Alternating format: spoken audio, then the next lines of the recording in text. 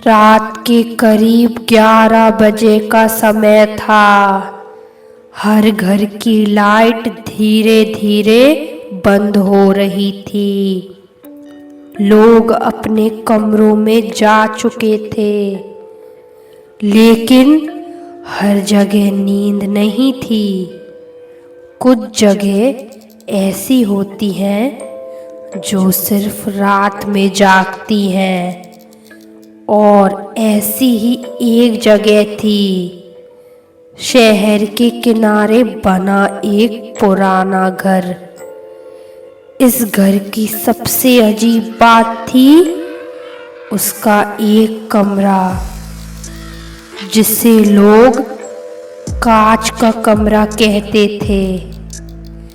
कहते हैं उस कमरे की दीवारें कांच की हैं, लेकिन वो सिर्फ आपका चेहरा नहीं दिखाती, वो दिखाती है आपका सच, आपका डर, और वो चीज जिससे आप दूर भागते हो।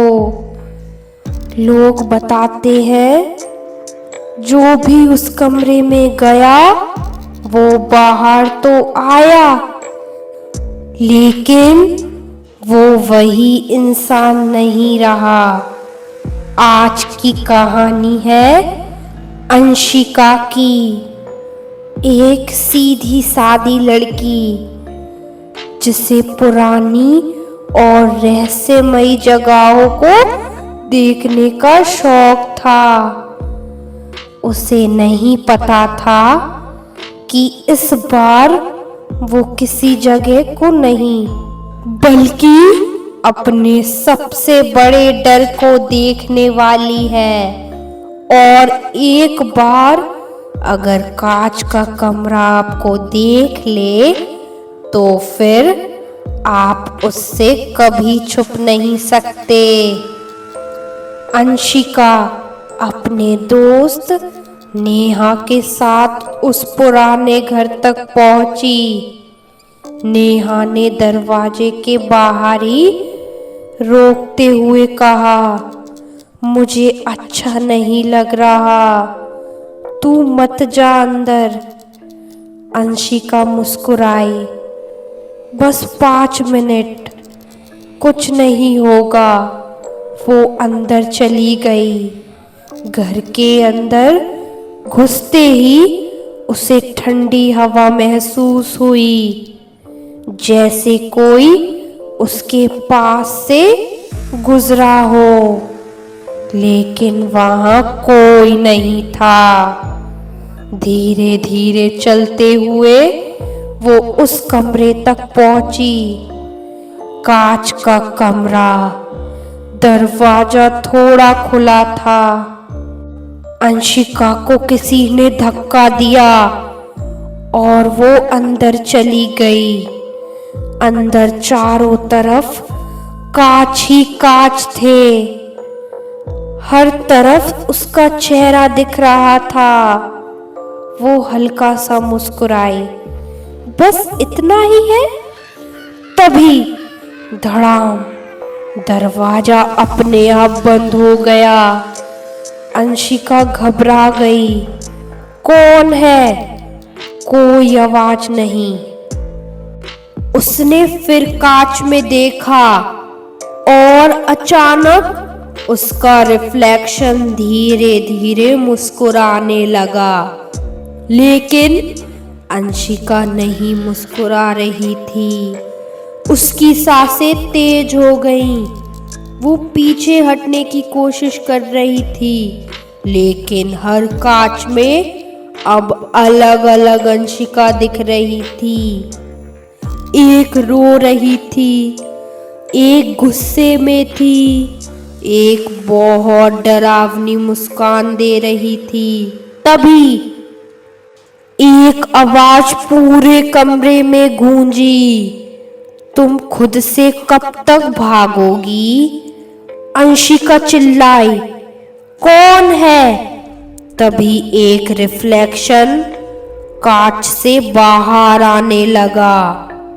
वो बिल्कुल अंशिका जैसा था, लेकिन उसकी आंखें काली थीं और चेहरा डरावना। मैं तुम्हारा सच हूं।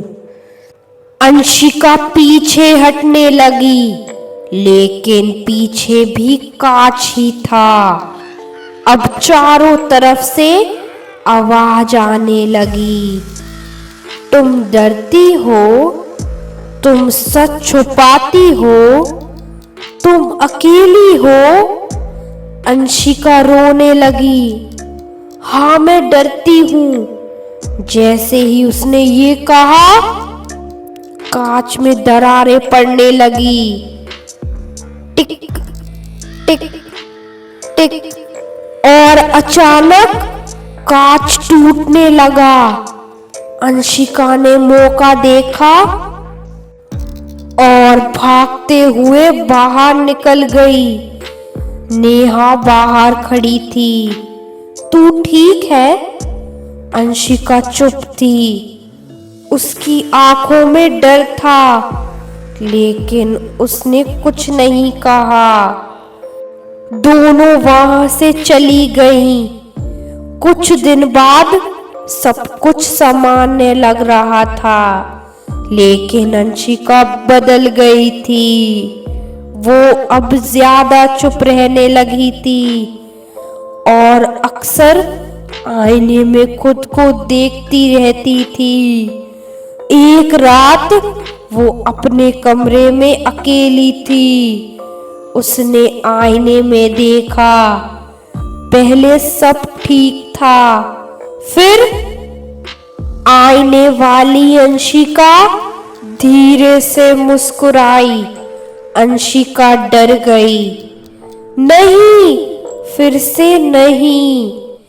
तभी आईने से आवाज आई, अब मेरी बारी है। कमरे की लाइट बंद हो गई। जब लाइट वापस आई तो आईने के सामने कोई नहीं था, लेकिन आईने के अंदर अंशिका थी। वो अंदर फंसी हुई थी और बाहर कोई और उसकी जगह ले चुका था। तो आज रात जब आप आईने में देखें तो एक बार ध्यान से देखना, कहीं आपका रिफ्लेक्शन आपसे अलग तो नहीं।